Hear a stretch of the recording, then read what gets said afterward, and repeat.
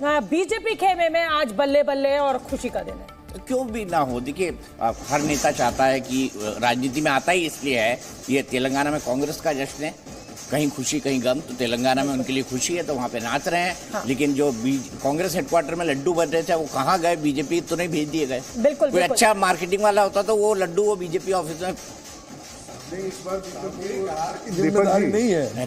दीपक जी इस बार जो वो मिठाई वालों ने पहले से तो बिल्कुल ठीक है। देखिए राजकिशोर जी, अब क्योंकि रुझान हमें मिलने लगे हैं तो अब हमें अपने दर्शकों को समझा देना चाहिए कि इन 4 राज्यों के ये जो रुझान मिल रहे हैं इसके मायने क्या है। तो पहला मायना, मोदी के चेहरे पर लड़ना बीजेपी के लिए फायदेमंद साबित होता हुआ फिलहाल जो रुझान हमें मिल रहे हैं उससे लग रहा है महिलाओं पर फोकस जो है, चाहे वो महिला आरक्षण की बात हो, चाहे मध्य प्रदेश में लाडली बहना हो, उस पर वो काम आया है। बीजेपी के हाथ में गया है महिलाओं पर फोकस करना। इस देश की आधी आबादी जातियों पर, गरीब युवा और किसान भारी। कांग्रेस लगातार जातीय जनगणना का मुद्दा राहुल गांधी के द्वारा उठाया जा रहा था, लेकिन मोदी ने नारा दिया कि गरीब जो है वो सबसे बड़ी जाति है और ये एक मास्टर स्ट्रोक बीजेपी के लिए साबित होता दिख रहा है।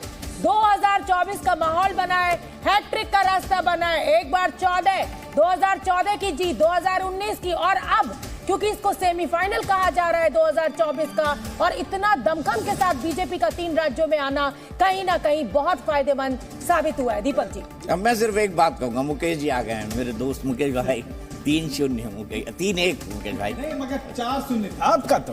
अरे सर थोड़ा सा आप पीछे। अरे सर हम तो खुश होते हैं हर बात में। तो आप हारो तो अब खुश है, आप जीतो तो खुश है। आप कह रहे थे ना राहुल गांधी का नैरेटिव क्या होगा? राहुल गांधी का नैरेटिव यही होगा, मैं डरूंगा नहीं। मैं डरूंगा नहीं, उन्हें लगा रहा है। अच्छी बात है। मुझे लगता है कि इसको हमें क्रिटिसाइज नहीं करना चाहिए। ऐसा थोड़ी हो जाएगा कि अगर एक पक्ष मजबूत है तो दूसरा पक्ष कहेगा साहब मैं तो बिल्कुल हार के बैठ जाऊंगा। मुझे लगता है लोकतंत्र की ये शोभना जी, इस पर मुझे एक लाइन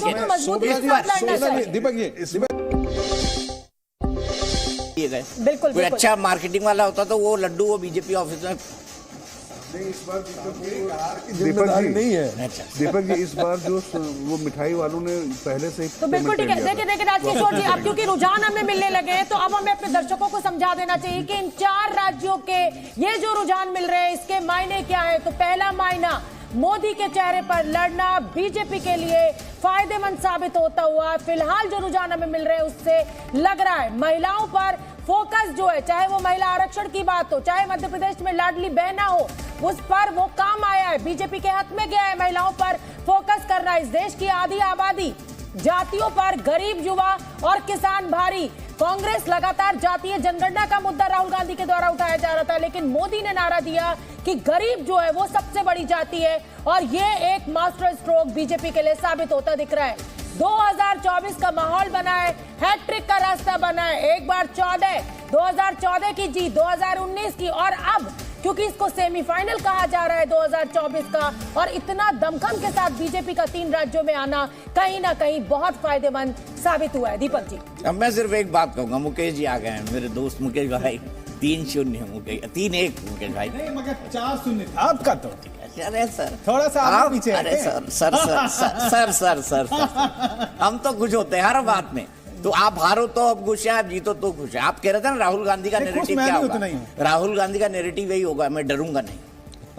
मैं डरूंगा नहीं, उन्हें लगा रहा है। अच्छी बात है। मुझे लगता है कि इसको हमें क्रिटिसाइज नहीं करना चाहिए। ऐसा थोड़ी हो जाएगा कि अगर एक पक्ष मजबूत है तो दूसरा पक्ष कहेगा साहब मैं तो बिल्कुल हार के बैठ जाऊंगा। मुझे लगता है लोकतंत्र की ये शोभना जी, इस पर मुझे एक लाइन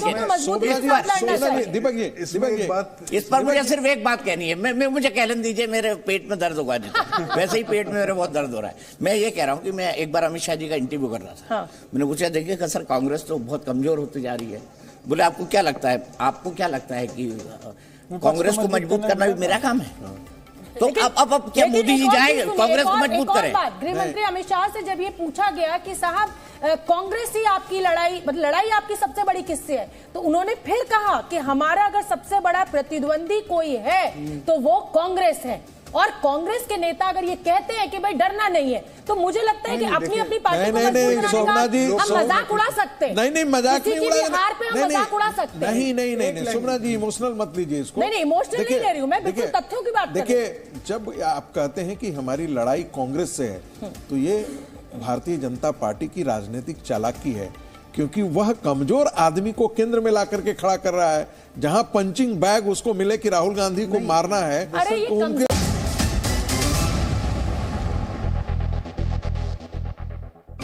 को-पावर्ड बाय कायम चूर्ण एडवांस ग्रेन्यूल्स, कब्ज पर अधिक असरदार कायम चूर्ण advance. Indira IVF free infertility consultation, call 7411950793, driven by Tata safari.